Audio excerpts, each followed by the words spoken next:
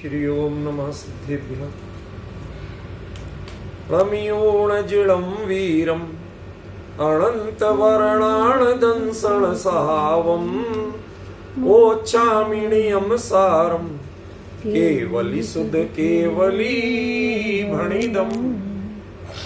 यह नियम सार परमागम है। इसमें जीव अधिकार गाथा नंबर 15 यह अपनी चलना है। सुबह इस पर थोड़ी चर्चा की थी, शायद आप लोगों ने सुनी हो। जिन्होंने प्रत्यक्ष सुनी हो तो सुनी है ही, और बाकी लोगों ने शायद सुनी हो, क्योंकि कुछ देर से पहुंच पाई, कुछ सुन पाए नहीं सुन पाए। मैं 2 मिनट में सुबह की चर्चा का उपसंहार करते हुए अभी आगे की चर्चा प्रारंभ करूंगा। सुबह चर्चा का पहला पॉइंट था कि टीका किसे कहते हैं। टीका माने मूल गाथा के जो शब्द हैं, प्रत्येक शब्द उसका आमनाय के अनुसार अर्थ वह व्याकरण से सिद्ध करना, पहले व्युत्पत्ति से सिद्ध करना। माने भाषा शास्त्र को वैसा इष्ट है या नहीं। सर्वर सिद्धि टीका इस मामले में बहुत आदर्श टीका है। क्यों? सबसे पहले वह जो भी शब्द आता है उसकी व्युत्पत्ति देते हैं, निरुक्ति देते हैं। जीवति इति जीव नास्ति जीवत्व शक्ति इसमें अज इति अजीव। वो हर चीज को पूर्ण गण स्वभाव के कारण पुद्गल, माने एक एक चीज की डेफिनेशन पहले भाषा शास्त्र से देते हैं। मतलब तुम जो व्याख्या कर रहे हो वो तुम्हारी कल्पित नहीं है, वह वास्तव में उस शब्द का ये अर्थ होता है। फिर उसके बाद में उनके शब्दों का क्रम का कारण देते हैं। इस क्रम से ही क्यों कहा गया उसको पूरा क्लैरिफाई करते हैं। तीसरे नंबर पे आता है कि जब वह उतना सब बता लेते हैं तो तीसरे नंबर पे कहते हैं इसमें एक मात्रा, एक विभक्ति, एक वचन जो भी दिया वही क्यों दिया, यदि उसकी जगह दूसरा हो जाए तो क्या अनर्थ। समझिए, ऐसे एक एक पद की सिद्धि करते हुए, सार्थकता सिद्ध करते हुए, तब वो उसका आमनाय और मूल ग्रंथकार के अनुकूल अर्थ बताते हैं। इन कारणों से इसका यही अर्थ सही है, दूसरे अर्थ ठीक नहीं। ठीक है ना? मूलानुगामी। अब यहां जैसे मूल की अनुगामिता क्या है, तो पहली बात कि ये जीव अधिकार है। इसका मतलब इसमें जो भी बातें वर्णित की जाएंगी उनका मूल स्रोत क्या रहेगा, उनकी परिधि क्या रहेगी, उनकी मर्यादा क्या होगी कि वो जीव के बारे में होना चाहिए, जीव के अलावा कहीं नहीं होना चाहिए। ठीक है? जनरल नॉलेज की बातें नहीं, उस बारे में और किस किसने क्या कहा ये कोई पंडिताई नहीं, मूलभूत बात है। ठीक है ना? तो हमें यदि टीका या व्याख्या करनी है, व्याख्यान करना है, तो सबसे पहले हमें मूल ग्रंथकार, उनके एक एक शब्द, उनकी भाषा शास्त्र से भी प्रामाणिकता, उनके एक एक पद की प्रामाणिकता, उनके क्रम का आधार के यही क्रम क्यों, और उनमें जितनी भी विभक्ति वचन जो कुछ भी दिए उनसे मूल अर्थ की पुष्टि, ये बताने का क्रम बनता है। उसका नाम है टीका या व्याख्या। तो मैंने इस गाथा के बारे में कहा था पिछली जो थी कि भाई पर्याय 2 प्रकार की, एक स्वभाव और एक विभाव। जब ये बात कही तो ये पर्याय के 2 प्रकार नहीं थे, यह जीव की पर्याय 2 प्रकार की। क्यों? क्योंकि अधिकार तो जीव का है, दूसरे की क्यों बताएंगे। समझ गए? ध्यान रखिए, जीव के अलावा अन्य किसी में स्वभाव और विभाव पर्याय भेद नहीं किए जा सकते, किसी में नहीं किए जा सकते। एकमात्र जीव में ही स्वभाव और विभाव पर्याय का भेद, वर्गीकरण संभव है। ख्याल में? एक तो ये, और दूसरा साथ में क्या लेना कि ये जो वर्गीकरण कर रहे हैं इसका टारगेट क्या है, क्यों कर रहे हैं कि विवरीय परिहरथम निय भावना निमित्तम च। दो बात, एक शुरुआत में कही, एक ग्रंथ के अंत में कही। शुरुआत में क्या कही, इस बारे में जो विपरीतता लोक में प्रचलित हो गई है, जैनियों में प्रचलित हो गई है। ध्यान रखना टोडरमल जी का वो वाक्य 7वें अधिकार के शुरुआत में लिखते हैं, अब जो जीव जैन हैं, जिन आज्ञा को मानते हैं, उनके भी मिथ्यात्व शेष रहता है, उनका वर्णन करते हैं। तो अब जो जीव जैन हैं, जैन शासन को जानते हैं, उनके भी विपरीतता रहती है। उन्हें जीव के बारे में अभी बरोबर पता नहीं है, विपरीतता रहती। क्या विपरीतता रहती है, उसका परिहार करने के लिए नियमसार का जीव अधिकार। ख्याल में? तो ये आपका गोल फिक्स होना चाहिए। यहां पर्याय के बारे में चर्चा करना लक्ष्य नहीं है, जीव के परिणति के बारे में क्या विपरीतता रहती है और वो विपरीतता का परिहार कैसे हो, उस दृष्टि से ये दो वर्गीकरण किए गए। मुकेश जी क्लियर हुआ? क्या कहा, फिर से बोलते। जीव के दो पर्याय के दो वर्गीकरण क्यों किए गए कि जीव को अपनी परिणति के बारे में कहां भ्रम होता है, कहां विपरीत समझ लेता है, वो उस विपरीतता को दूर करने के लिए ये दो वर्गीकरण समझाए गए। और ये वर्गीकरण बाल बोधाय नहीं है। कई ग्रंथ होते हैं उनमें शुरू में लिख देते हैं कि ये ग्रंथ तो हम बच्चों को समझाने के लिए लिख रहे हैं। ज्यादा जो एडवांस लोग हैं वो इसमें तर्क वितर्क नहीं कर, क्योंकि आपके लायक नहीं है। लेकिन यहां पर आचार्य क्या कहते हैं, ऋणीय भावना निमित्तम, ये जो मुझे भी मोटिवेशन कर सके, ये वो बातें। तो कुंद कुंद क्या थे, उनका लेवल क्या था, स्तर क्या था, और उनके लिए भी ये बात महनीय है, इंपॉर्टेंट है, उपयोगी है। ये दोनों अर्थ निकाल सको तो समझना नियमसार का अर्थ किया। ठीक है, तो हमें आचार्य के निर्देशानुसार ही सारी चर्चा करनी है। उसमें ये गाथा आई थी सुबह, और वह गाथा क्या थी, रणरणारय तिरिय सुरा पज्जाया ते विहावमिदी भणिदा कम्मोपाधि विवज्य पज्जाया ते सहावमिदी भणिदा। अत्यंत सरल शैली, अत्यंत सरल। नॉर्मली कुंद कुंद एक क्रिया का प्रयोग एक गाथा में दो बार नहीं करते। दूसरा जो चरण है वो इदी भणिदा दोनों में बिल्कुल कॉमन है, बिल्कुल रिपीटेशन जैसा। इसको बहुत सरल शैली के रूप में लिया जाता, कहा जाता है। लेकिन यहां कह क्या रहे हैं, तो उतनी सरल बात तो है नहीं। मनुष्य, त्रियंच, नरक और देव, ये जो पर्याय हैं ये विभाव पर्याय हैं।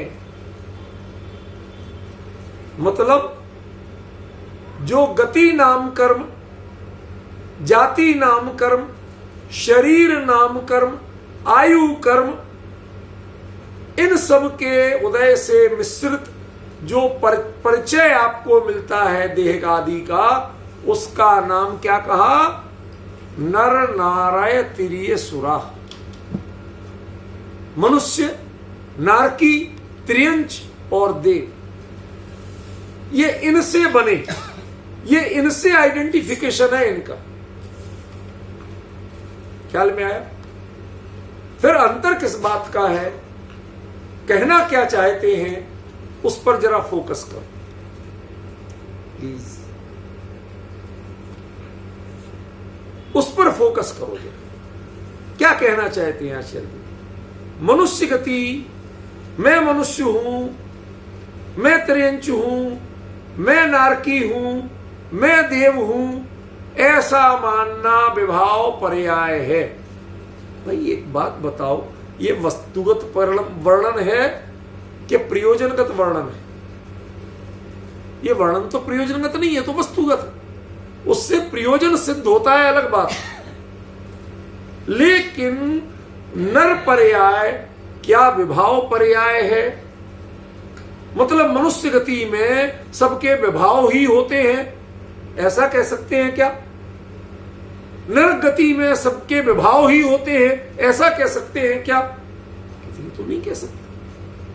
फिर मनुष्य पर्याय या त्रिंच पर्याय या नारकी पर्याय या देव पर्याय, ये विभाव क्यों है?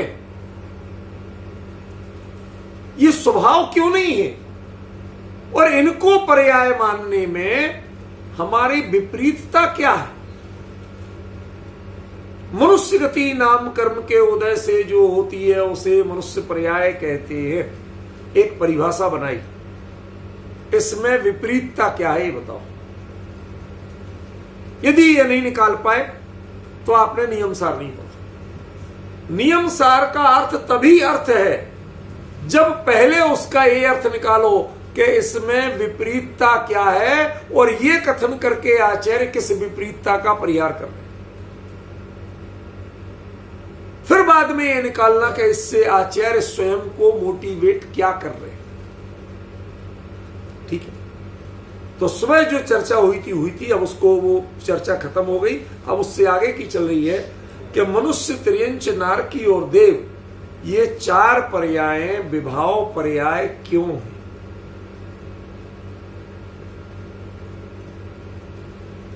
आपने चॉइस करके इनको लिया क्या?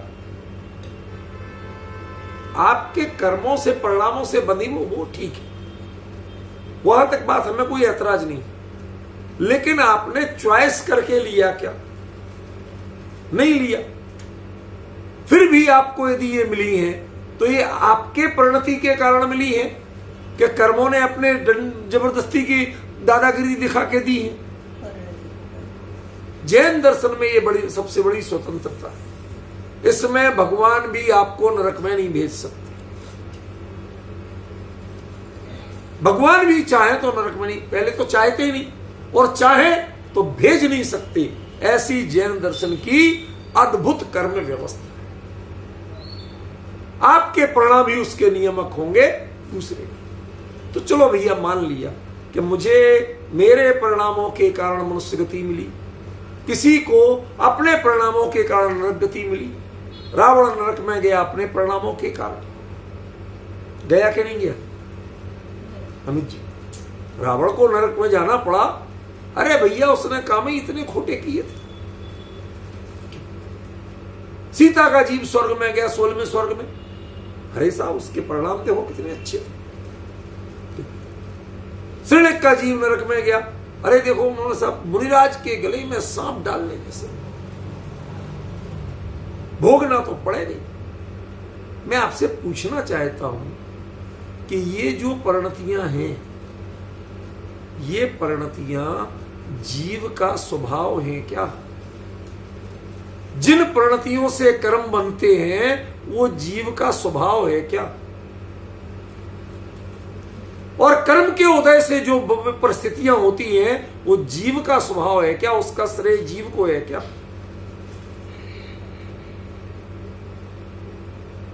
नहीं है ऐसा। सुनो, समझा, थोड़ा सरल करना पड़ेगा। एक व्यक्ति बड़े ऊंचे पद पर, जज आदि या कोई बड़ा अधिकारी, बहुत पढ़ा लिखा, हाईली क्वालिफाइड, ठीक है, थोड़ा उसे संगत या किसी तरह का चस्का पड़ गया, चस्का लेने का, समझ गए? नहीं आया समझ अमित जी? नहीं आया। वो इन संस्कृत में जो आपका पैग होता है उसे चषक बोलते, और उस चषक से ही चस्का शब्द बना है। समझ गए? वो पैग गिलास जैसा नहीं होता, उसकी डिजाइन ही अलग होती, उसका स्वरूप ही अलग होता। क्यों? उसमें पूरी मुट्ठी में पकड़ने के लिए चाहिए, पता नहीं क्यों, बहक रहा है ना, बहकने वाली चीज ले रहा है, मुझे होश कहां रहना है, तो उसमें मुट्ठी, गिलास मुट्ठी में नहीं पकड़ा जाता। जो गिलास से पी जाती है चीज वो होश में पी जाती है। इसलिए 4 उंगलियों अंगूठे से इतना पकड़ोगे तो चलेगा, उसे पूरी मुट्ठी बंद करने की जरूरत नहीं। लेकिन बहकने वालों को जो पी जाती है उनको ऐसी चीज में दो कि पूरी जोर से पकड़ लें, कहीं ऐसा ना हो कि कहीं छूट जाए और फैल जाए। इसलिए उसका नाम क्या है? चषक। और चषक शब्द से बना है चस्का। क्या उसे चस्का लग गया, फला चीज की आदत पड़ गई, लत पड़ गई, वह उसका नशे का गुलाम हो गया। समझ गए?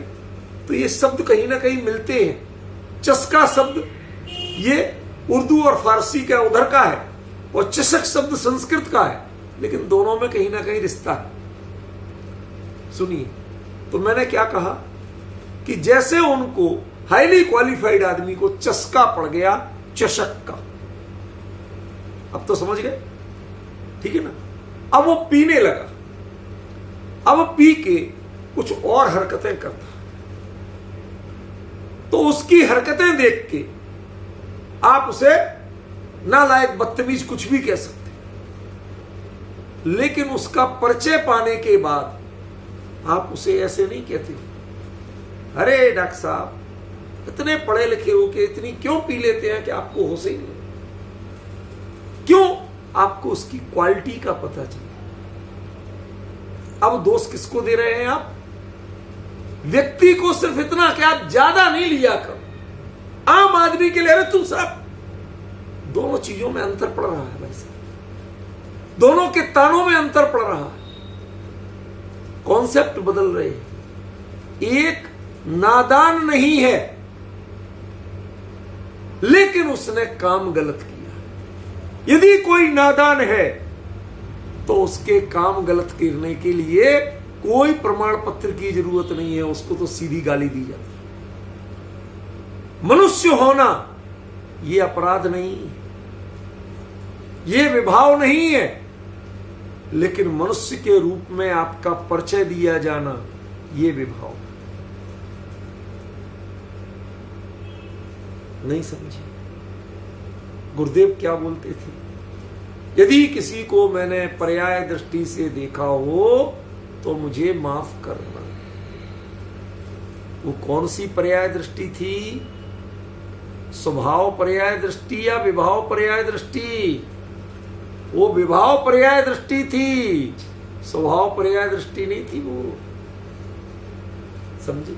यदि मैंने किसी को मनुष्य, नारकी, त्रियंच, देव, पंडित, सेठ इत्यादि रूप में, गोरा, काला, लंबा, छोटा, स्त्री, पुरुष इत्यादि रूप से देखा हो तो मुझे माफ करना। क्यों? क्योंकि लड़नार त्रिय सुरा पज्जायाते विभाव विधि भड़ीदा। ये विभाव है, स्वभाव नहीं है। जरा थमिए, रुकिए, इसमें बहुत गहराई है। मैं मनुष्य हूं, ऐसी वृत्ति जगना, ऐसी लहर आना, ऐसी स्वीकृति आना, इसका हुंकार होना, ये अपने आप में तेरी विभाव परिणति है। कभी लगता है कि तीर्थंकर का जो जन्म होता है वह मोक्ष जाने के लिए किस गति में जाते हैं? मनुष्य गति में। मनुष्य के बिना संयम नहीं, संयम के बिना कर्म की निर्जरा नहीं, मोक्ष नहीं। मनुष्य हुए बिना किसी का कल्याण होता नहीं है, ऐसा कहना विभाव पर्याय दृष्टि है। क्यों? क्योंकि तुमने साधनों को प्रमुख माना है, साधना को प्रमुख नहीं। मनुष्य पर्याय साधन हो सकती है, साधना नहीं हो सकती। यदि ये साधन बन सकती है किसके लिए? जो साधना करे उसके लिए ये साधन कहलाती है, वरना तो नरक निगोद का कारण भी यही कहलाती है कि नहीं कहलाती? ज्ञानी जीव की दृष्टि क्या? यदि तुम्हें कुंद कुंद कहते हैं मुझे विपरीतता का परिहार करके अपने स्वरूप की साधना में, सेल्फ मोटिवेशन में, मुझे श्रेणी के रूप में यदि आगे बढ़ना है तो मुझे किसी को विभाव पर्याय की दृष्टि से नहीं देखना, मनुष्य त्रिंच की दृष्टि से नहीं देखना। यदि दिखता है, सामने वाला दिखता है, तो ये मेरा भ्रम है। सीधा सीधा उत्तर ये है कि तुम्हें किसी को देखना ही नहीं है, किसी का आकर्षण रखना ही नहीं है। भाई साहब, दीदी जी, ये नियम सार है, ये पंचास्तिकाय नहीं। पिछले 3 स्वाध्यायों में मैंने इस बारे में आचार्य कुंद कुंद की साहित्य साधना पर बताया, उसमें ये अंतर बताया। पंचास्तिकाय में क्या कहा और नियम सार में क्या कहा। नियम सार किस आयु वर्ग की रचना है? 75+। और इसके धुन में लगभग जिनको 10 साल से ऊपर का समय लगता। समझ गए कितने गंभीर प्रकृति के कुंद कुंद की रचना है, जिसमें वो कहते हैं कि मेरे लिए यदि अब भी मनुष्य, त्रियंच, नरक और देव इसका भेद दिखता रहा, इसके कारण कोई दया का पात्र दिखता रहा और कोई महिमा का पात्र दिखता रहा, तो समझ लेना तुम्हारी स्वरूप की साधना आगे बढ़ने वाली। अब तुम्हारे दिल लद गए कि तुम किसी पर करुणा करो और किसी की विनती और विनय करो। 10 भक्ति संग हो पूरा हो चुका है। कब का पूरा हो चुका? उसके बाद का नियम सा बताया था, कल चर्चा आई थी, ध्यान आ रहा है? ये उसके बाद का ग्रंथ है। क्या कह रहे? अब किसी की भक्ति नहीं, विनय नहीं, किस पर्याय से मोक्ष होगा ये दुविधा भी नहीं। पहले दुविधा रही, मनुष्य पर्याय से ही मोक्ष होना है और पंचम काल में मोक्ष होता नहीं। हमने मनुष्य पर्याय तो पाई है, लेकिन पंचम काल की पाई है। कहते ये तेरी विभाव दृष्टि है। कौन से काल की, कौन सी पर्याय, कौन सा संयोग, ये तुम्हारे लिए वर्धमान चारित्र से ऊपर बढ़ने के लिए, ऊपर आवा और आगे वर्धमान होने के लिए, रिद्धियों से ऊपर की जो वर्धमानता है उसकी जाति एकदम जुदी है। रिद्धियों तक का जो वर्धमान चारित्र है वो व्यवहार चारित्र पर आधारित होता है। क्या शब्द प्रयोग किया सचिन बाबू? रिद्धियों के पाने तक का जो वर्धमान चारित्र है वो मुख्यतः व्यवहार चारित्र पर आधारित होता है, बाह्य व्यवहार तपादि पर आधारित होता है, बाह्य पुरुषार्थ में कमी नहीं आ पाए इस पर आधारित होता है। लेकिन अंतरंग पौरुष की जाति, उसमें बाहर के मामले में अत्यंत शिथिल पड़े बिना अंतरंग का पौरुष नहीं जागता।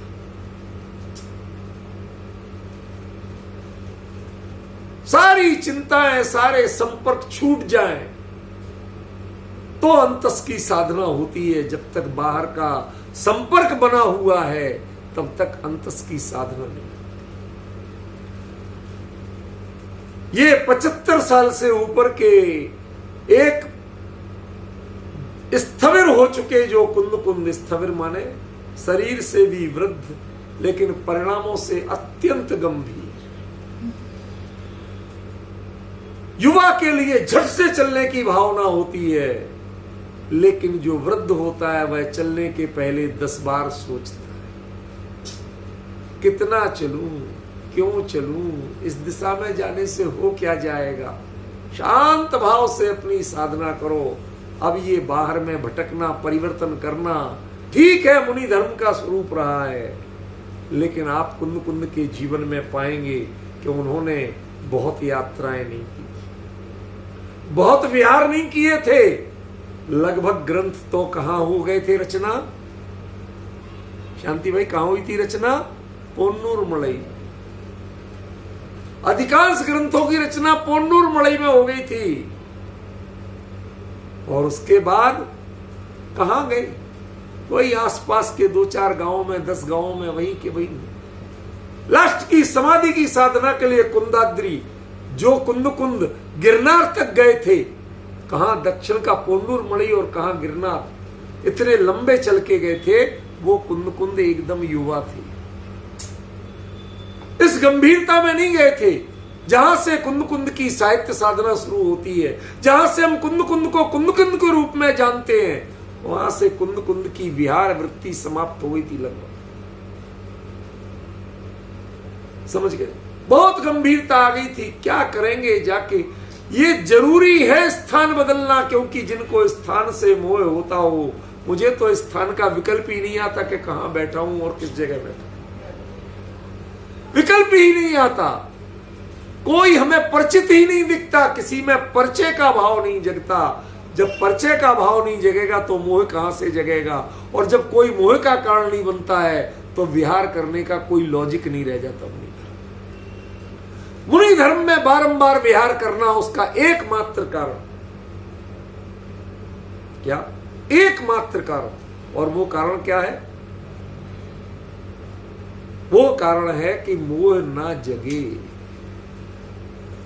जिनको परिचय तक नहीं आता है उन्हें मोह कहां से जगेगा? जो पहचानने को तैयार नहीं है, जिन्हें पहचान नहीं जगती है, उन्हें मोह कहां से जगेगा? उनके लिए विहार करना बहुत जरूरी नहीं रह जाता। इसलिए कुंद कुंद की साधना प्रायः बहुत सीमित जगह। जाने को तो वो विदेश क्षेत्र तक भी गए थे और गिरनार तक भी गए थे। गिरनार गए थे अत्यंत युवावस्था, जब वो गांभीर्य नहीं था। और विदेश क्षेत्र कब गए थे? जब परम गंभीर हो चुके थे और अंतिम गंभीरता को जानना। दो बातों में अंतर ख्याल में आया? ऐसा जिनको करना था तब हुए थे। अब इस संदर्भ में आप जरा विचार करो कि नर नारय त्रियसुरा पज्जाया ते विभाव विधि बढ़ेगा। ये नर नार की त्रियंच और देव ये पर्याय विभाव पर्याय हैं। क्यों? क्योंकि ये दृष्टि जब तक रहेगी तब तक आप स्वभाव कर्म की उपाधि से रहित नहीं हो सकते। आपकी दृष्टि में कर्म बस रहा है। थोड़ा सा खुल के पूछू शांति भाई, पूछ लो। कल हमने कुछ और कहा था, आज कुछ और कह, क्योंकि कल किन्हीं और के बारे में कहा था, आज किन्हीं और के बारे में। मेरी बात समझ पा रहे हो संकेत? अभी मैंने बातें नहीं की, समझोगे क्या? सुनो जरा अमित जी, कल बात क्या कही थी कि यदि किसी स्त्री के पास जाके उसके मुंह में निवाला खिलाते हैं तो निर्घृण कार्य है, मुनि धर्म के नितांत निंदनीय कार्य है, कही थी। आज उससे विपरीत बात कह रहा, लेकिन अत्यंत प्रशंसनीय है। जिसको स्त्री का स्त्रीत्व तो नजर ही नहीं आता हो, वह विकल्प नजर नहीं आता हो, अब कौन सुन रहा और कौन सुना रहा हमें देह ही नहीं दिखती है। हम उसके अंदर के चैतन्य को देखते हैं, उसके देह के देहज संयोग को नहीं देखते हैं। और देह के संयोग से जगने वाले विकारी परिणाम, उनका परिचय ही हमें नहीं है। तो हम क्या करेंगे? कौन बंधन लगाए ऐसे व्यक्ति? ये बंधन तो उन पे लगाए जाते हैं जिनके अंदर ये खुरापातें जगती, ये विकार जगते। जिनके विकार ही नहीं जगते उनके लिए बंधन कौन लगाए? हर स्थिति में स्त्री से 7 हाथ दूर रहने को कहा, लेकिन आहार अकेली चंदना दे रही थी और अकेले महावीर ले रहे थे। वर्धमान मुनिराज और उस अंजुलि में, इनकी अंजुलि में और उसकी चुटकी में ऐसे बनाते, इसमें दूरी कितनी थी? कितने हाथ की दूरी थी? थी क्या? फिर आपने प्रश्न खड़ा क्यों नहीं किया कि हे वर्धमान मुनिराज, आपने इतने नजदीक से चंदना से आहार क्यों ले लिया? क्योंकि जो दिगंबर मुनिराज हैं वो गोचरी वृत्ति करते हैं। गाय हाथ भी नहीं देखती है, सिर्फ चारा देखती है। ऐसे मुनिराज सिर्फ हाथ अंजलि में आने वाले आहार को देखते हैं। वो आहार वहां तक किस हाथ ने पहुंचाया उस हाथ को नहीं पहचानते। स्त्री का है कि पुरुष का है, किस दशा का है, युवा है कि वृद्धा है, कुछ नहीं पहचानते। देखते हुए भी नहीं देखते हैं। ये तो सामान्य मुनिराजों की वृत्ति होती है। फिर कुंद कुंद जैसे वर्धमान चारित्र के धनी जमणीय भावना निमित्तम प्रवृत्ति नियम सार लिखते हैं, तो उसमें नर नाराय त्रिय सुरा की गहराई, उसका मर्म कि ये विभाव क्यों है, कि यदि तुमने इस दृष्टि से देखा हो तो क्षमा मांग लेना, अपने आप में प्रायश्चित कर लेना।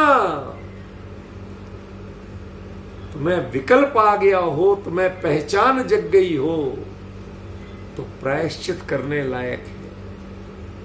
कौन मनुष्य, मुझे याद है आज भी कई बार आपको सुनाया सोनगढ़ का वो प्रसंग रतनलाल जी गंगवाल के साथ। रतनलाल जी बाद में कहीं थोड़े दूर चले गए थे इस मुमुक्षु संस्कारों से, महासमिति में जब से जुड़े थोड़े से अलग ट्रैक पे चले गए, लेकिन उसी ट्रैक पे चलते हुए एक दिन अत्यंत अभिभूत होके मेरे साथ गाड़ी में बैठे थे। तब बोले, सुदीप जी देखे बहुत, हम बहुत को कहते हैं, कभी गुरु कहते हैं, कभी मुनिराज कहते हैं, कभी आचार्य कहते हैं, मैं भी बोलता हूं, लेकिन कांजी स्वामी जैसा सज्जन और महापुरुष नहीं देखा। कहते आज भी वो प्रसंग मेरे को मत डालता है, हिला देता है अंदर तक। जब हम दोनों भाई पन्नालाल रतनलाल गंगवाल दोनों साइड चल रहे गुरुदेव के, और मेरा पैर एक नीम के फूल पर पड़ गया। अरे रतनलाल जी ओ कहीं कर दियो, भविष्य के अनंत सिद्धों पर तुमने पैर रख दिया, उनके सिद्धत्व का तिरस्कार कर दिया, तुम्हें उसमें सिद्ध नजर नहीं आए। ध्यान रखना, सिद्ध पर्याय न मनुष्य है, न नारकी है, न त्रियंच है, न देव है, वह किसी कर्म की उपाधि से अपेक्षा। ख्याल में ऐसी दृष्टि जिसकी हो जाए, उसमें वो दया का पात्र नहीं दिखे, वो विचारे एक इंद्रिय जीव, दो इंद्रिय जीव, उन पर पैर रख दिया, ऐसा कहते तो वो विभाव पर्याय दृष्टि वाले होते।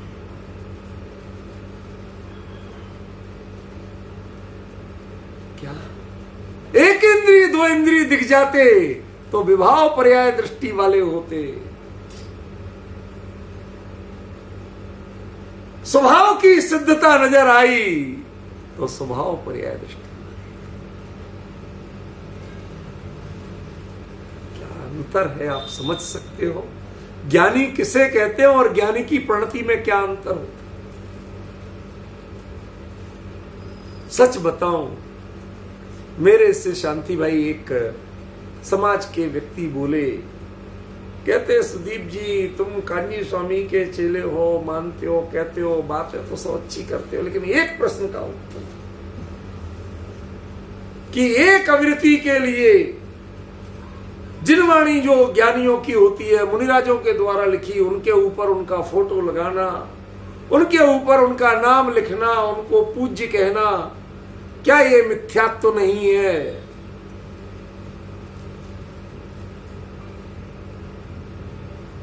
हम इसीलिए नहीं पूजते। भाई ये किसकी फोटो और काय की फोटो? हम तो इसलिए उनके अपने आप को कहते हैं अनुयायी उनका। अरे वो खुद अपने आप को मुनिराजों का दासानुदास कहते थे, तीर्थंकरों का अनुयायी कहते थे, लेकिन जो शुद्ध दृष्टि उन्होंने दी, जिसमें ये विभाव दृष्टि छुड़ाई जिन्होंने, इसलिए हम कृपा मानते हैं। ये दृष्टि किसी ने नहीं छुड़ाई, और ये दृष्टि छुड़ाई तो उन्होंने छुड़ाई, ये पहचान बताई तो उन्होंने बताई कि तुम मनुष्य, त्रियंच, नरक और देव, इनमें ना कोई कृपा का पात्र है और ना कोई पूजा का पात्र है।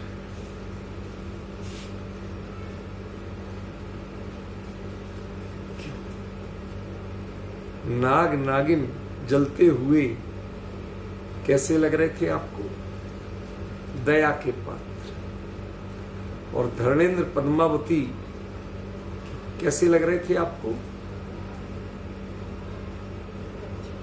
लोग पूजने लगते, कोई माता जी कहते हैं, कोई पिताजी कहते हैं, कोई कुछ कहते हैं, कोई कुछ कहते हैं। अरे जिन शासन कहता है कि ये विभाव पर्याय है, यदि तुम्हें इन पर्यायों से तुम्हें पहचान होती है किसी की, तुम पहचानते हो किसी को, तो ये तुम्हारा विभाव पर्याय दृष्टि है। तुमने जीवन में आज तक स्वभाव पर्याय को जाना, ये जगना नहीं चाहिए। तीर्थंकर के वचन सत्य को ग्रहण करने की दृष्टि से दिखना चाहिए। यदि परमोदारिक शरीर से, इतने सुंदर होठों से, ऐसी प्रशांत मुद्रा से खिल रहे हैं, यदि इससे तुम्हें प्रमाणिक लगते हैं तो समझ लेना तुम्हारी विभाव पर्याय दृष्टि। 64 चमर वाले, 3 छत्र वाले, भामंडल वाले, स्वर्ण कमल की रचना पर विराजमान, समोसण में विराजमान भगवान, ऐसा दिव्य रूप जिनको देख के बड़े बड़े लोग भी अभिभूत हो जाएं। यदि तुम्हें महिमा आती है ये सब देख के, तो विभाव पर्याय दृष्टि है। तुमने आज तक स्वभाव, जीव के स्वभाव दृष्टि को जाना नहीं, उसकी परिणति स्वभाव कैसी होती है उसको जाना ही नहीं है। जब स्वाभाविक परिणति क्या होती है ये नहीं जाना, तो स्वाभाविक परिणति करोगे कैसे? जिसने केसर का भाव नहीं जाना, जिसने चंदन का भाव नहीं जाना, जिसने हीरे का भाव नहीं जाना, वो 10 रुपए ग्राम केसर, 100 रुपए किलो चंदन है और 1000 रुपए किलो हीरे यदि मिलते हों शांति भाई, तो शांति भाई हंसते हैं, कहते पंडित जी क्या हो गया? ये कहते हैं पंडित जी मुझे अच्छा तो नहीं लगता, मुझे बिल्कुल पसंद नहीं है, लेकिन कहते हैं ठीक है भैया, बड़े चुपचाप सुन लेता हूं। सुन क्या? क्योंकि पंडित माने केवल ज्ञानी होता है, इसलिए मैं पसंद अच्छा नहीं मानता और कोई निंदा नहीं कर रहा। क्यों हंसते हो? कहते पंडित जी आप चलो लोअर क्लास के हो, आपका अभी गरीबी में पले, साधारण स्थिति में रहे, आपको पता नहीं है कि असली जो केसर है वो 150-200 रुपए ग्राम से शुरू होती है और तुम 2-5 रुपए ग्राम ले रहे हो। तो क्या होगा? ये जो भुट्टे के बाल होते हैं ना, भुट्टे के बाल, भुट्टा तो समझते हो ना, मकई का भुट्टा, उसके बालों को कैंची से काट काट के छोटे छोटे केसर के साइज में काट के, और उसको केसरिया रंग जो नकली होता है ना उसमें रंग के, और उस पे जो एसेंस आता है केसर का वो छिड़क के और सुखा के रखा जाता है। वो है, वो केसर नहीं है। भुट्टे के बाल को केसर समझ के धोखा खा रहे हो। अमरूद की लकड़ी को जिसपे हल्का सा एसेंस छिड़का गया है चंदन का, उसको चंदन की लकड़ी समझ के धोखा खा रहे हो। अरे चंदन की लकड़ी में धोखा तो तब भी हो सकता है कि जब वो चंदन के भाव में नकली चंदन दे दे। अमित जी भाई साहब, कोई चंदन के भाव में दे दे तो असली चंदन नहीं हो जाएगा। क्यों? क्योंकि चंदन का भाव रेट से नहीं होता है, चंदन का भाव उसकी अपनी स्वाभाविक योग्यता से। जीव का स्वभाव क्या है? जीव का स्वभाव जो कर्मोपाधि से निरपेक्ष है, जिसमें कर्मोपाधि से विवर्जित है। निरपेक्ष तो विवक्षा होती है, निरपेक्ष न होता है, विवर्जित वस्तु होती है। क्या कहा? अमित जी, बहुत गहरी बात। कर्म की उपाधि से विवर्जित वो वस्तु होती है, और कर्म की उपाधि से निरपेक्ष वो नय होता है। नय अपेक्षा रहित हो सकता है, वस्तु अपेक्षा रहित हो चाहे सहित हो, उससे ऐसा भेद कभी वस्तु में बनते ही नहीं। वह तो या तो होगी या उससे रहित होगी, वो उसमें हो ही नहीं सकता। वस्तु में कर्म की उपाधि, वस्तु ने, जीव ने आज तक कर्म की उपाधि को स्वीकार नहीं किया। कर्म कितने ही बने जीव को, लेकिन जीव ने कर्म की उपाधि को स्वीकार नहीं किया। दो एक गुणों की परिणतियों को छोड़ दें, श्रद्धा और चारित्र, उसके ज्यादा से ज्यादा सुख आदि की, वीर आदि की, इन दो चार गुणों की परिणतियों को छोड़ दें, तो जो अनंत गुण जीव के हैं, किसी गुण ने किसी कर्म की सत्ता और प्रभाव को आज तक स्वीकार नहीं किया। अस्तित्व ने स्वीकार किया, वस्तुत्व ने स्वीकार किया, चैतन्य ने स्वीकार किया, किसी ने स्वीकार नहीं। ये सब जो चल रहे हैं, दो चार जो संवेदनशील हैं, वो ही बहकावे में आते हैं, बाकी कोई बहकावे में नहीं आता। और खरेखर वो भी नहीं बिगड़ते हैं। वो चैतन्य अपने पूर्ण रूप में रहता है। आपको देखने में बादलों की ओट से सूर्य का प्रताप कभी घटा है आज तक? सर्दियों के आने से आपकी दूरी सूर्य से घटती है कि सूर्य का ताप घटता है?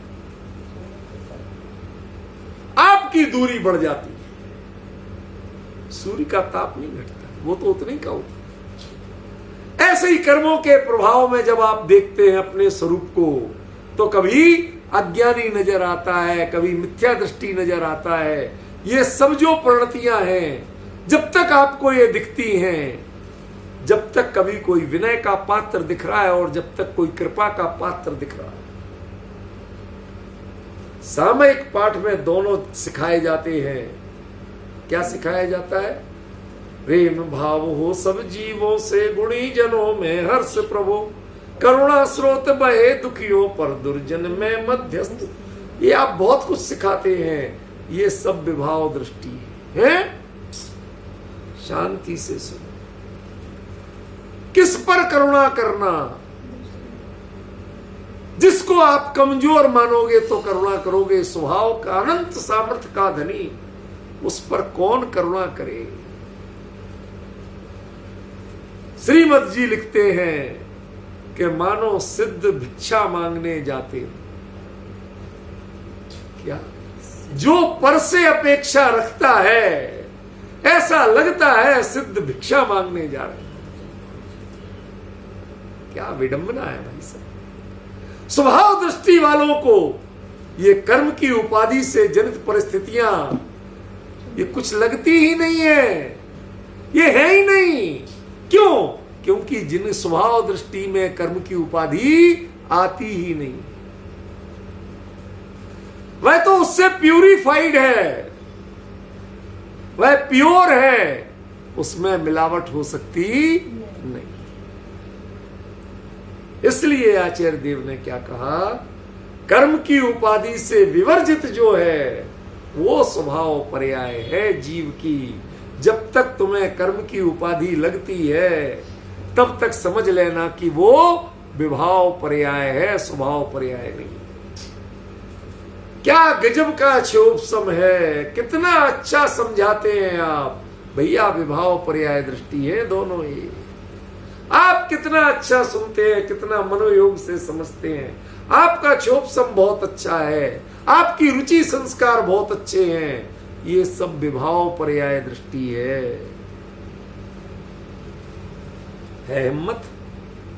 है हिम्मत स्वीकार करने की? ये कहते हैं कि जीव के बारे में, अपने स्वरूप के बारे में तुमने कभी अनंत मुद्रा के लिए महान माना, कभी मनुष्य गति के लिए महान माना। अरे तुम्हें पता है भरत चक्रवर्ती के जो 100 पुत्र थे, नित्य निगोद माहिते कड़कर नर पर जाए पाए सुखदानी। यद्यपि डायरेक्ट नहीं आए थे, बीच में थोड़ी बहुत, लेकिन जिन पर्यायों में होके आए थे, दीदी ध्यान देना, जिन पर्यायों में होके आए थे उन किसी भी पर्याय में ना तो जिनवाणी सुनने की पात्रता थी, योग्यता थी, सामर्थ्य थी, और ना ही सम्यक दर्शन की सामर्थ्य थी। बताइए फिर ये पात्रता मोक्ष जाने की किसने प्रकट की और कब प्रकट की? कब ऐसी पात्रता पाली कि पिता चक्रवर्ती भरत सठखंडाधिपति वो इंतजार करता बैठा है कि मेरे ऐसा वैराग्य कब जगे, और 8 साल के बच्चे समूह शरण में जाके भगवान के सामने खड़े होके प्रभु हमें जनेश्वरी दीक्षा। ये भाव कहां से आए थे मुझे ये तो बताओ। कब सीखे थे बच्चे तुमने? कौन सी पर्याय में सीखे थे? ये पर्याय की दृष्टि से तुमने जीवत्व का निर्णय किया है, ये सबसे बड़ा अपराध किया, क्योंकि तुमने विभाव पर्याय को उसकी पहचान माना, जीव का स्वरूप माना। तुम्हें ये जिज्ञासा हुई क्यों कि तुमने किस पर्याय में सीखे थे? ये पर्याय जीव का स्वरूप है कहां? नर नारय तिरिय सुरा पज्जायाते विभाव मिलिवत। ये सभी तो विभाव है, ये स्वभाव है का। तुमने जीव के स्वरूप में इनका समावेश किया तो किया कैसे? समझ में आ रहा है भाई साहब क्या कह रहा हूं? जीव के स्वरूप में तुमने इनका समावेश किया कैसे? क्यों देखा तुमने जीव को मनुष्य आदि के रूप में? क्यों देखा तुमने गणधर के रूप में? द्वादशांग के कर्ता गणधर देव को बारंबार नमस्कार हो। क्यों शांति भाई जी, करोगे कि नहीं? बड़ा झंझट। हाँ कहें तो आफत, ना कहें तो समझे। ये स्थिति आना चाहिए जब पता चले कि आचार्य कह क्या रहे हैं, क्या सिखा रहे हैं। ये विपरीतता थी आपकी। जितनी आपकी सो कॉल्ड विनय थी, जितनी सो कॉल्ड करुणा थी, वह विभाव दृष्टि की देन थी, विभाव पर्याय दृष्टि की देन थी। यदि प्राणी मात्र में आप स्वभाव पर्याय की दृष्टि से देखते तो ना किसी की विनय करते और ना किसी पर करुणा करते।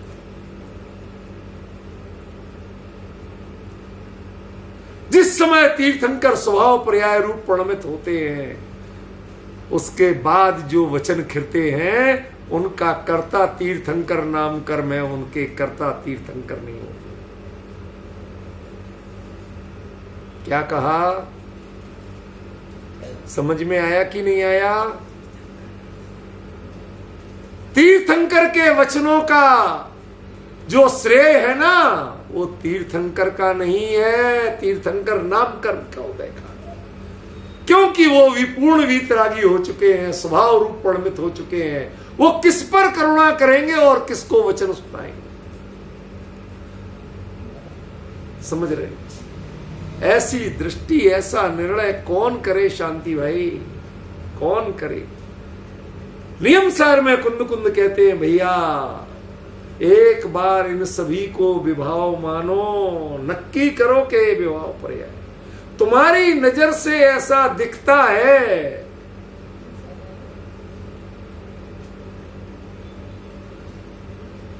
कुछ और कह दूं, नाराज मत हो। एक व्यक्ति सुबह से आहार सब तैयार करके एक मुनिराज के पड़गाहन के लिए खड़ा था। दीदी ध्यान से सुनना, बहुत गंभीर बात कह रहे। क्या? मुनिराज के पड़गाहन के लिए खड़ा था, तय करके खड़ा था। कलश लिए, ये लिए, वो लिए, सारे धोती दुपट्टा पहने, नंगे पैर, बिल्कुल ऐसा भूखा। मुनिराज आए और पड़गा लू, आकड़ी लेके आए और पड़गा लू। उनको आहार देके अपने आप को धन्य बनाओ। होते होते मुनिराज आते दिखे।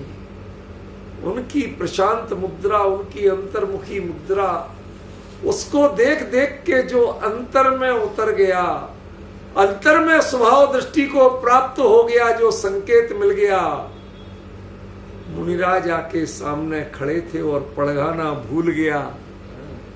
सच बताओ, अपराध किया या नहीं किया?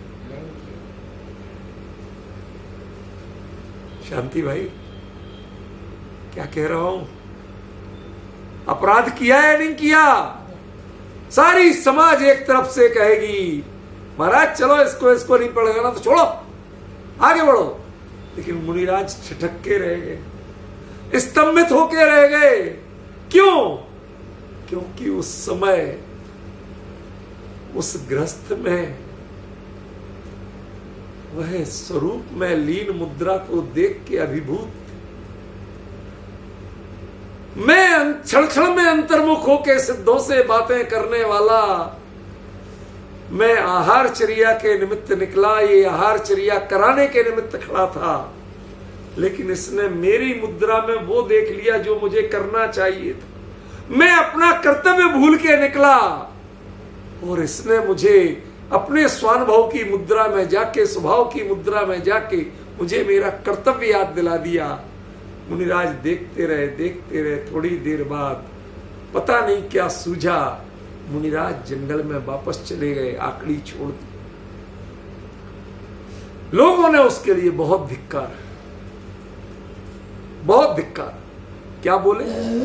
अरे धिक्कार है तेरे लिए, मुनिराज आकड़ी लेके आए थे, संकल्प लेके आए थे, तेरे द्वार खड़े हुए, इतनी देर खड़े रहे, तूने पड़गाया तक नहीं, तूने बोला तक नहीं, हे स्वामी नमोस्तु, कुछ नहीं बोला, कोई विधि नहीं की। आखिरकार मुनिराज उदास होकर के, तेरे भैया यहां तो लोग ऐसे हैं कि जो पहुंच जाए मुनिराज तो पड़गाते तक नहीं है, चौका तो लगा लेते हैं, पड़गाते। सारी समाज ने धिक्कार उसे, बेचारा नतमस्तक होके रह गया, कुछ नहीं बोला। अब दोपहर के बाद लोग, चलो भाई महाराज जी का आज आहार नहीं हुआ, थोड़ी देर देखा है सुख साता है कि नहीं, तो समाज के लोग, चल तू भी चल, माफी मांगना। मुनिराज शांत मुद्रा में बैठे थे। काफी देर बाद उनका उपयोग बाहर में खुला तो लोगों ने कहा महाराज आज बड़ी गलती हुई, इसके कारण गलती। महाराज बोले कि भैया आज जो मैंने अपने आप में और विशुद्धि पाई है ना, उसका मेरा गुरु ये है। क्यों? क्योंकि ये तो बेचारा सुबह से सारा आहार बना के तैयारी करके धोती दुपट्टा पहन के पड़गाने के लिए खड़ा था, पूरे घर में किसी ने एक दाना नहीं खाया था, सारा परिवार तत्पर होके खड़ा था, लेकिन पड़गाना तो इसको था। उस समय मुझे लग रहा था कि इसे पड़गाया जाना चाहिए। क्यों? क्योंकि मैं थोड़ी छोटी भूमिका में था, क्योंकि मैं आहारचर्या के लिए निकला था। और ये उस समय मेरी वीतराग मुद्रा देख करके, स्वरूप की मुद्रा क्या होती है, स्वरूप की लीनता क्या होती है, मुनि धर्म की गरिमा क्या होती है, ये उसको पहचानने की कोशिश में अंतर में उतर गया। मुझे अंतराय नहीं हुआ था, मुझे तो संदेश मिला था कि वास्तव में मुनि धर्म इसके लिए होता है। जब ये गृहस्थ इतना कर सकता है तो मुझे क्या करना चाहिए, इसलिए मैं लौट के आया। इसको अपना उपकारी मानते। आज कोई इसको स्वीकार करेगा? आज सारी समाज फतवा देगी, समाज से बाहर करने को कहेगी। लेकिन वो मुनिराज थे जिन्होंने उसको महिमावान मान लिया। ये है, यदि नर नाराय त्री, वो पड़गाने खड़े थे एक मुनिराज को, वहां तक जब तक पर्याय की दृष्टि थी, नर नाराय त्रिसुरा की दृष्टि थी, मुनिराज की दृष्टि थी, दैहिक संयोग की दृष्टि थी, तब तक आचार्य कुंद कुंद कहते हैं विभाव पर्याय थी। और जिसमें किसी कर्म की उपाधि की अपेक्षा ही नहीं है, अस्तित्व ही नहीं है, किसको आहार दूं? जो स्वभाव आपका अनंत सिद्ध स्वरूप जो आपका मुझे दिख रहा है, किसको आहार दूं, कौन खाएगा और किसके लिए बनाया जाए। ये उत्कृष्ट भूमिका के लिए कह रहा हूं, मुनिराजों की तिरस्कार के लिए नहीं कह रहा हूं। अर्थ का अनर्थ मत करना, समझिए। ऐसी स्वभाव दृष्टि जब जिसको हो जाए तो उसमें यदि आहार चर्या छूट जाए, आहार देना भूल जाए, तो अपराध नहीं है बल्कि प्रशंसनीय है। आप भले ही कहो कि ऐसे लोगों को खड़ा ही नहीं होना चाहिए, हाँ नहीं होना चाहिए, हम भी कहते हैं, लेकिन क्यों? क्योंकि तुम्हें स्वरूप की साधना में आगे बढ़ो। यदि परिणति तुम्हारी स्वभाव पर्याय की दृष्टि की है, तुम स्वभाव पर्याय की साधना में आगे बढ़ो, फिर तुम्हें इन विभाव पर्यायों को देखने की जरूरत नहीं। ये बड़ा भारी डिफरेंस है इसका, ये बहुत बड़ी डेप्थ है। कुंद कुंद कहते हैं, कौन तो आहार के लिए जाए, किसके यहां जाए, कौन ले और कौन दे। ये सब विकल्प जब तक हैं, जब तक विभाव पर्याय दृष्टि है, और जो ही इनसे ऊपर उठते हैं हम, तो सारे विकल्प समाप्त हो जाते हैं, संघ की मर्यादा समाप्त हो जाती है, विनय समाप्त हो जाती है। किसकी विनय करने जाए? श्रेष्ठ कौन है? त्रिकाल ज्ञायक स्वरूप से, शुद्धात्म स्वरूप से श्रेष्ठ कौन है? बताओ भैया। एक बार कबीर के चेले बन जाओ, क्या नहीं आया इसमें? वो कबीर था ना, पक्कड़, वो गया किसी नए गांव में, चलते चलते थक गया, एक चबूतरा खाली दिखा, वो बाई द वे मस्जिद का चबूतरा था, उसी पे आराम से पैर पसार के सो गया। सुबह सुबह मौलवी आया, अरे काफिर नालायक, तुझे इतनी अकल नहीं, तूने खुदा के घर की ओर पैर करके सो रहा है तू। तो कबीर ने धीरे से कहा, साहिब गलती तो मेरे से वाकई में हुई है, अब मुझे समझ में नहीं आ रहा मैं पैर करूं कहां, तू बता दे कि खुदा कहां नहीं है, उधर पैर कर लूं। समझ में आ रहा है? शांति भाई क्या कहा? तू इतना बता दे मुझे कहां खुदा नहीं है, वहां पैर कर लूं। वो मौलवी पैर पकड़ के बैठ गया। मैं तुझे अज्ञानी समझ रहा था और अपने आप को ज्ञानी मौलवी मान रहा था, खुदा का बंदा मान रहा था। आज तक मुझे खुदा की पहचान नहीं थी कि कहां खुदा नहीं है। अरे चैतन्य वो किसी के यहां दरवाजे जाता है क्या? चैतन्य किसी की कृपा का पात्र होता है क्या? है ना किसी की विनय करता है, ना किसी से विनय कराता है, ना किसी पर करुणा करता है, ना किसी की करुणा का दान लेता है। स्वभाव पर्याय की दृष्टि में ये कर्म की उपाधियां कितने ही दरिद्र हो। कई लोग कहते हैं कि शूद्र जल का त्याग है साहब। क्यों? शांति भाई कहते हैं कि नहीं कहते? और जनों में भी रूढ़ चुस्त बहुत लोग हैं, शूद्र जल का त्याग बड़ा अकड़ते हैं अपने। कभी रत्नमंड सरफ का चार पढ़ा है, स्याच्चेटोपि दरिद्रोपि जिन धर्मानुवासिता। स्वामी समंत भद्राचार्य साफ लिख रहे हैं, स्याच्चेटोपि दरिद्रोपि, दास हो, दरिद्र हो, निम्न से निम्न वर्ग का हो, वो भी जिन धर्म से अनुवासित हो सकता है। एक कुत्ता णमोकार मंत्र का पात्र हो सकता है, एक सांप, जहरीला सांप, वो आपकी करुणा का पात्र हो सकता है। क्यों? क्योंकि आप स्वभाव दृष्टि से देखना, पर्याय दृष्टि से। कुत्ते को नहीं समझाया जाता है, सांप को नहीं समझाया जाता है, उस चैतन्य को प्रतिबुद्ध करने की भावना होती है।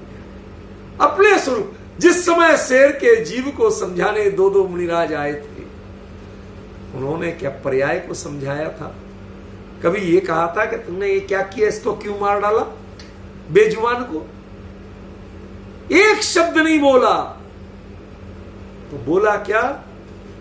हे वनराज, तुम पर में अपनी तृप्ति ढूंढ रहे हो, स्वभाव में तुमने अपनी तृप्ति नहीं ढूंढी। तुम पर के अहित में अपना पौरुष मानते हो, स्वभाव की सामर्थ्य में अपना पौरुष नहीं जगाते हो। वो पहचानो, अरे हम जैसे अनेकों जीव तुमसे प्रतिबुद्ध होने के लिए तैयार खड़े। समझिए, ये है रकम्मोपाधि विवज्य पज्जायाते साहवम की गीता। इस गाथा की गहराई बहुत अद्भुत है। ऐसी दृष्टि से कुंद कुंद सेल्फ मोटिवेशन ले, और ऐसी दृष्टि के कारण क्या होता है? विवरीय परिहरत्थम, जो विपरीतता है हमारी दृष्टि की, हमारे चरित्र की, हमारे ज्ञान की, हमारे विवेक की, वो विपरीतता दूर होती है। क्षण में किसको अच्छा माने और किसको बुरा माने, ये सामर्थ्य ऐसी गाथाओं से जगती है। ये इस गाथा का वास्तविक अर्थ है। समय हो गया विशेष चर्चा पर।